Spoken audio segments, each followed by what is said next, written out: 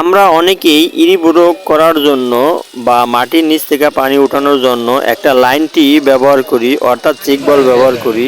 এই চেক বলটি অল্প টাকার ভিতরে যারা বানাইতে চান বা বানানোর ইচ্ছুক তারা আমার আইডি ভিতর ঘুরে আসতে পারেন। এটি বানানো কিন্তু একদম সহজ। এই চেক বলটি যদি আসলেই বানানো সহজ হয়, প্লিজ দয়া করে একটা শেয়ার করে দিবেন। এইরকম নতুন নতুন ভিডিও সবার আগে পেতে হলে চ্যানেলটি সাবস্ক্রাইব করে বেল আইকন বাজাতে ভুলবেন না।